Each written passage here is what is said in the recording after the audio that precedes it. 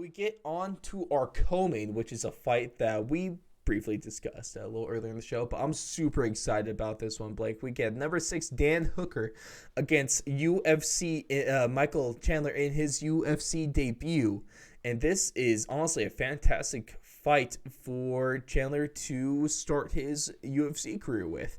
There's a lot of speculations thinking it's going to be maybe Michael Chandler and there's going to be Justin Gaethje.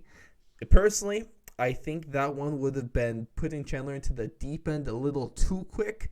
But Dan Hooker is a phenomenal fighter. He came off a really close loss to Dustin Poirier, which is fight of the year for most people for YouTube, Blake. And man, I am super intrigued to see how this one goes. Really intrigued to see how Michael Chandler looks in his first UFC fight. Yep, same here. I'm ready to see how he's going to fare against these guys at the top of the division.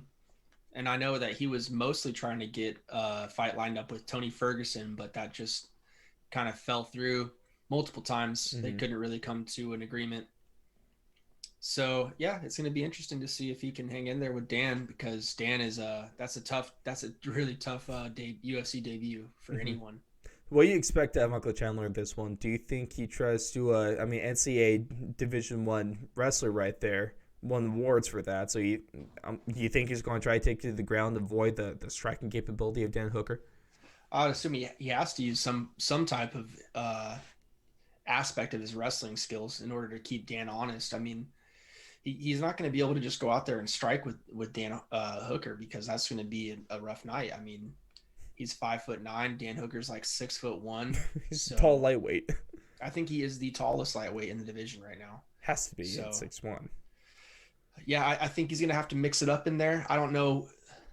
Dan, even if you were watching the countdown, it's only like 7-8 minutes long. He's already expecting that Michael Chandler's going to be bringing in some wrestling. And he says, I welcome that. There's not really a lot of guys that can get me down, A, and B, hold me down. So I don't know. I think it's a really tough task for Chandler to come in here. I think there was some better matchups for him. And now he's got to take out a shark, man. He's got to take out a freaking shark. Big test for him. Dan Hooker, of course, he's one hell of a striker. That fantastic fight with Paul Felder, fight which I personally think. Just think of the guys he's fought, dude. I mean, he's fought the who's who at lightweight already. I mean, Poirier, Felder, Gilbert Burns, he knocked out. I mean, the list goes on and on. Dude, I want to say James Vick, he knocked out.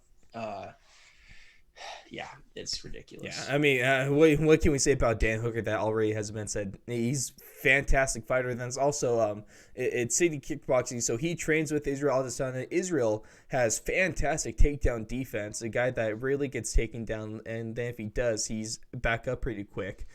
And we can probably expect at least something similar, same kind of training from Dan Hooker, being in the same gym and everything, being similar fighters in a way. So he's probably going to have pretty good takedown defense. He has been tested on the ground that much through his career. Most of it's just been stand-up wars.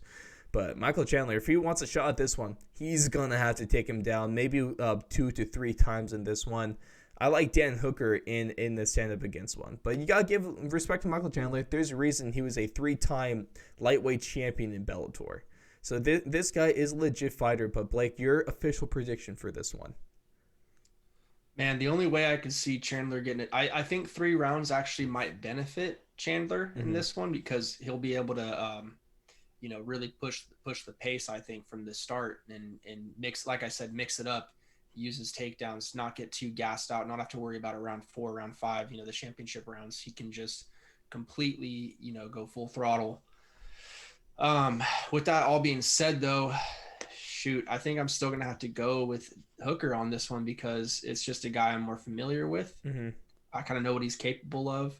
And just the matchup stylistically, I think that he's going to be able to get it done just with his size and reach advantage. And I'm thinking he's going to have a much better stand-up game.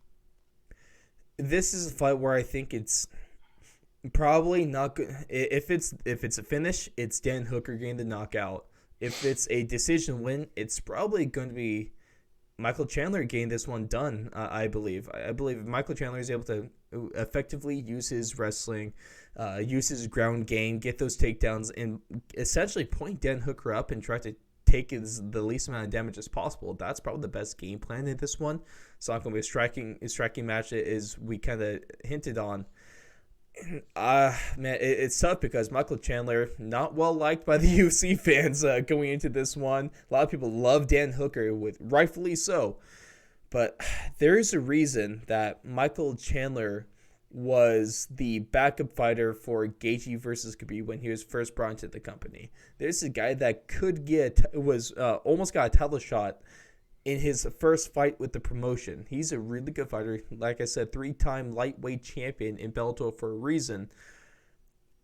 And I don't like saying this, but I believe that Michael Chandler is going to find a way to get it done this weekend. Probably, like I said, decision. But, hey, if Dan Hooker, personally, I kind of want Dan Hooker to win because I love the guy. And, hey, we'll see, right? It's going to be super close, though, is what I think.